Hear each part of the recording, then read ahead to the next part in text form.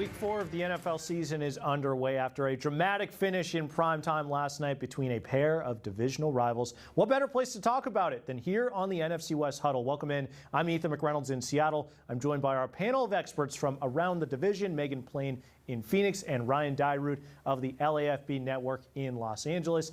We start with a big divisional matchup on Thursday Night Football yesterday as the Seahawks beat the Cardinals at the buzzer after Arizona stormed back from down 2 touchdowns to tie it. Megan, Richard was talking a lot of crap on the huddle last week. I don't know if you know. It makes sense that he didn't want to come on today to hear the music. But what were your thoughts on a close one in Glendale last night? Oh, man, that game for a long time was rough, right? From the Cardinals' standpoint, it took them a long time to get anything going on offense. Obviously made it exciting there late in the game with those 2 exciting drives at the end of that one. But, yeah, their offense really struggled. You know, we saw early in the game they got some momentum going. But then, of course, there was the moment when Marvin Harrison Jr. had that little bobble. It ended up being an interception, so that really killed the momentum that they had going there. Late in the game, though, Marvin, of course, bounced back, got him a crucial touchdown there. But the way to end it for the Cardinals, man, that's 2 straight weeks in a row where it's a field goal as time expires, and they are now winless in the division. So it wasn't a great performance for them, that's for sure. Yeah, that is crazy. Yeah, 2 weeks in a row. We'll talk about that Niner game in just a bit. For the Seahawks, meanwhile, I mean, yeah, same here. It was a game filled with mistakes. You got Kobe Bryant fumbling that Marvin Harris, that was a different interception actually, but Kobe Bryant fumbling the interception, Ken Walker running backwards on numerous occasions, plus the taunting call that took them out of field goal range. Jackson Smith-Njigba's hold on Zach Charbonnet's touchdown run that would have put the game away. Instead, the Hawks have to settle for a field goal. So many self-inflicted wounds, but I feel like that's to be expected in a short week on the road against a division rival. It was always going to be a sloppy game. It was never going to be easy. For me, the most important part, the Seahawks found a way to overcome those mistakes, very similar to Week 2 against the Steelers. Sam Darnold had 28 seconds to get into field goal range when it mattered, and he got it done on a beautiful ball to JSN. I thought Darnold played incredible. And Megan, I hope Richard now knows that he is better than Jimmy Garoppolo and Jacoby Brissett.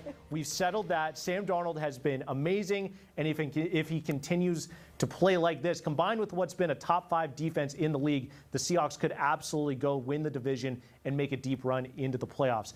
Ryan, let's go over to you. A tough, heartbreaking loss to the Eagles. The Super Bowl champs come back from down 26-7. What happened in Philly for the Rams? Yeah, Ethan, I'm still sitting here like 5 days removed from that game and just perplexed how they lost that game. It was pure domination in the first half and even kind of controlled or sustained momentum for much of the second half, and what really killed them was the red zone offense. I mean, when you have to settle for, we'll call it 5 field goals, obviously the 6th attempt was for that game winner at the end of the game, but you settle for 5 field goals in the red zone, making 4 of them. A, you make that last one, or B, you just score a touchdown, you win that game. So I thought overall this Rams team showed that they can compete with anyone, showed some improvement in some areas on offense, specifically in the run game, showed some improvement on defense, specifically against the run, holding Saquon Barkley, I believe, to like 26 yards rushing. But they just weren't able to control it the entirety of the game, and obviously the red zone offense was an issue last year that plagued them, and so far it's been an issue this year through even just 3 games. So until they get that corrected, they're not like that true elite echelon Super Bowl team, but clearly they're good enough to play with anyone. Now it's just a matter of if they can put games away, and they got a tough opponent this week, Ethan, which I'm sure we'll talk about. All right, that's our look back. Now let's look ahead. Ryan, I want to go over to you.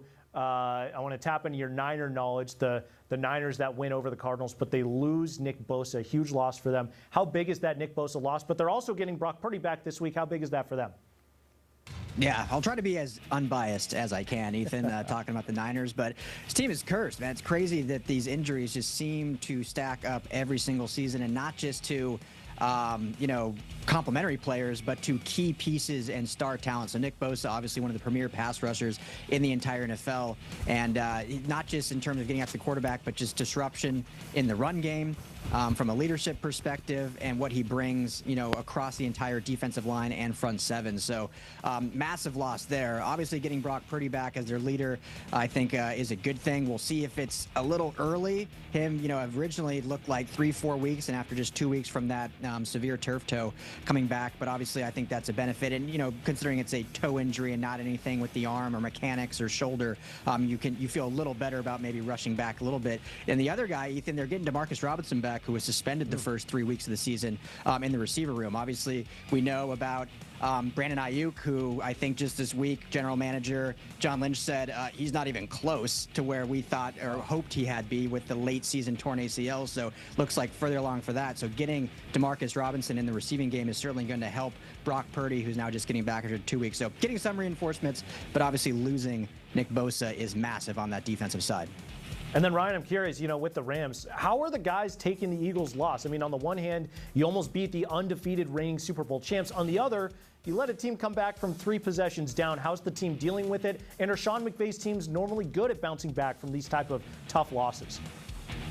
Yeah, team-wise, and to answer your last question, the Rams are generally pretty good at bouncing back and, real professional, taking care of business. They're approaching it as, hey, we just played 60 minutes with the defending Super Bowl championships team, should have won, good enough to win if we clean up some of these mistakes we made down the line, if we clean up some of that red zone offense like I said about in the last segment, we're good enough to beat anyone. The fan base, on the other hand, totally different. Like what happened, kind of what I was saying of just, total meltdown of a game where you're 26-7 lead, you cannot capitalize that at all. You end up having 2 blocked field goals to end up losing the game. Obviously, the last one got returned for the icing on the cake for the Eagles. So different mentality from the fan base. From a team perspective, no panic, no worry. They took it to the brink on the road. They had back-to-back 10 a.m. starts on the East Coast and came away 2-1. So they're fully focused on the Colts now this week and trying to get back to 3-1. And, I do expect them to bounce back in a big way and play well this week at SoFi in front of the home crowd. Megan, over to you with the Cardinals. Marvin Harrison Jr., another tough drop. You mentioned it on the interception, but he made some huge plays down the stretch.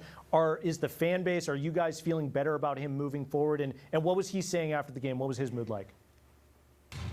I don't know about feeling better, right? It's just, there's going to be moments where you see the guy you thought you drafted, and then other moments where it's just, complete brain farts out there, really dropping the ball. It seems like his confidence is down a little. You could kind of see it when he scored that touchdown. You could kind of sense a little bit of relief from him there, in that moment. I will say he did not talk with media after that game. We were in there the whole time in the locker room from when it opened to when it closed, and he did not come in during that duration when media was available in there to talk with them. So we didn't get to hear from him directly, but when we look at his teammates, wide receiver Michael Wilson, he talked about Marv, saying, we have all the belief in him. You saw the way he bounced back. Paris Johnson Jr. as well, a guy who played with Marvin Harrison Jr. at the college level, so he's been around him for a really long time. He's like, yeah, the guy, he gets it, he goes about his business the right way, and we have all the belief in him. Same thing from Kyler Murray, right? He's like, I need him as much as he needs me, and he'll figure it all out. So obviously from the teammate standpoint, there's a lot of confidence out there in Marvin Harrison Jr. He definitely does approach the game the right way, right? We saw the way in the offseason he bulked up. He wants to get better. He does everything he possibly can to get better. It's really just a mental thing with him right now. And if he can overcome that mental hurdle, we see flashes of how good he can really be out there. Yeah, those mental hurdles sometimes harder than the physical ones. Hopefully Marvin Harrison Jr. can get over that one. For the Seahawks, as we look ahead a little bit, I'll be looking for the offense to be more consistent. They haven't really put together a full 4-quarter performance yet. I know the Saints game was over in the first half, but that first half in Pittsburgh was filled with mistakes. The Niner game wasn't great all around. The offense couldn't do much in the second half because of their own mistakes until that final game-winning drive. That's going to start with being better in the running game, something that is a staple of Clint Kubiak's offense. The Hawks have stayed committed to it, but they haven't always gotten the results. It's something the Hawks will look to improve during their mini bye week here ahead of a Week 5 matchup with the Bucs at Lumen Field. All right, let's get to some game predictions from everyone. Ryan, the Rams are 3.5-point favorites at home against Indiana Jones and the undefeated Colts. Do the Rams win, and do they cover? Yeah, man. I mean, this is such a tough game. We were talking, pre-air of how when we were doing our season predictions before the season began, this game was kind of circled as the one kind of gimme game, or the one as after playing the Eagles on the road, you get to come home, you get kind of an easy Colts team. And The Colts may be the best team in the AFC. Looking 3-0. The offense is fantastic. The running game with Jonathan Taylor looks fantastic. Maybe, Ethan, the 3 best nicknames in all of the NFL when you look at Indiana Jones, when you look at Jonathan Taylor Thomas, and you look at Tyler Warren G. I mean, that's a triage coming at you in the Rams defense that they got to contend with. So by no means an easy matchup. It's going to be a battle in LA, but 3.5-point favorites. Like I said, I do think the Rams bounce back after that tough loss against the Eagles. I think the run defense is able to not stop Jonathan Taylor, kind of like they did with Saquon Barkley. It's hard to do back-to-back weeks, but I do think they slow him down from his 112-yard per average pace, which will keep them in check. I think the secondary has a little bit of a bounce-back game after getting beat late by the likes of A.J. Brown and whatnot, so hopefully they'll be able to contend with Michael Pittman over there. So I think the defense does enough. I think the offense does enough late, but I don't think they cover. I think they win 27-24, take the over, but only win by 3, not the 3.5. All right, Megan, no San Francisco representative. Our teams both played, so I'll give you the Niner-Jags game. With Brock Purdy, Niners are still just 3.5-point favorites against the Jaguars. What do you think? Do the Niners win, and do they cover? I think that the Jaguars, they've been good when it comes to, forcing turnovers so far this season. They're a very up and down team, though, right? And then you have the Niners that has to deal with a good handful of injuries right now. Honestly, I don't like either of these teams very much this week. I'm going to go with the 49ers, and I'm going to say they cover. I think they're on a little bit of a roll right now despite having to deal with injuries, so I think they're going to keep it rolling. Yeah, I mean, for me, that 3.5 line, that was before the Purdy injury. It hasn't changed, so I can absolutely see the Niners running away with that one. The Jaguars aren't exactly a well-oiled machine. That offense led by former Hawks offensive coordinator Shane Waldron.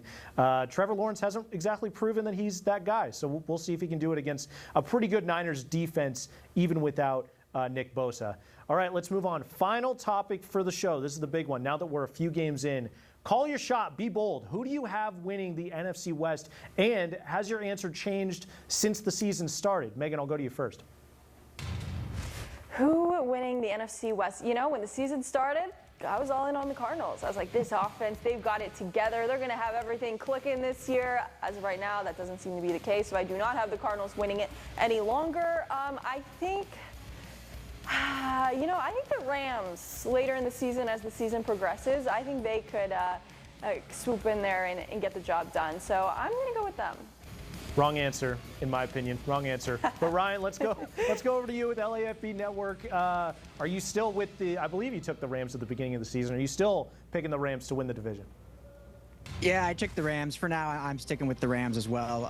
It's a very healthy team. I know the Niners are 3-0, and they get to play each other next Thursday in what should be a great matchup. But the Niners, as always, have the injuries, as we've talked about. We'll see what Brock Purdy looks like coming back from injury. And I think the Rams have just stayed healthy enough. I think the offense is only going to get better as the season progresses. And that defensive front might be one of the best in all of football with Jared Verse and Byron Young. So I really do like the Rams to continue getting better and better and, sustain that throughout the season and end up winning the division. So sticking with the Rams. Have the Seahawks done anything for you, Ryan, to get you concerned at all about them pushing for a division title and the Rams? I was I can't remember if I was asked this at all by you guys, but I was actually pretty high on the Seahawks just because I know I've said on the show before I really do like Sam Darnold. I don't say that jokingly. I think he's a better quarterback than a lot of people give him credit for. Mike McDonald, obviously a great defensive mind, is going to get that defense. Kind of how I think Sean McVay and the offense is going to get better and better. I think the Seahawks defense is just going to get better as the season rolls on. So I do think the Seahawks can absolutely push the Rams or anyone in that matter in this division. I just don't know if they're there yet. When you look at a veteran quarterback like Stafford down here in LA, but I think the Seahawks are building something special, and with that dynamic duo in the backfield, I think they can push for it. I just don't think they're quite there yet. Man, I love brownie points for Ryan here in Seattle. Megan, please send that clip to Richard, and you can sign it for me. For me, with the division, I was personally between the Niners and the Rams in the preseason for winning the division. I was leaning more towards the Rams. Not that I didn't think the Seahawks were going to be able to compete. I more so predicted them as a wild card team in the playoffs. I'm now out on the Niners because of that Bosa injury. Brock Purdy. Turf toe doesn't just go away. I feel like it's still going to hamper him throughout the season. I remember having Jabed Best in fantasy way back in the day when he was the big waiver pickup for the Lions, and then he got turf toe, and he was questionable the rest of the season. So that sticks with me. I think it's going to affect Purdy much of the season. But yeah, I didn't think the Seahawks were going to be division contenders, not playoff teams. But now I think it's between the Rams and Seahawks for that NFC West crown. And honestly, I'm sort of leaning with the Seahawks. I'm going to go with the Seahawks to win it. This defense is playing so much better than a year ago, year 2 under Mike McDonald. It's the same defense, Ryan, that stifled your Rams midseason in their one matchup where the starters for both teams were playing. It was a pair of Geno Smith red zone turnovers that really handed the game to the Rams. Stafford did not have his best game in that one. Sam Darnold's playing out of his mind right now. I think the Seattle Seahawks are your NFC West champs when we get to January. All right. That's going to do it for this edition of the NFC West Huddle. Thank you to our incredible panel. Be sure to check out everyone's content on our respective Fox websites and head over to lafbnetwork.com for Ryan's awesome continuous coverage of the Los Angeles Rams. Thanks for watching. We'll see you next week.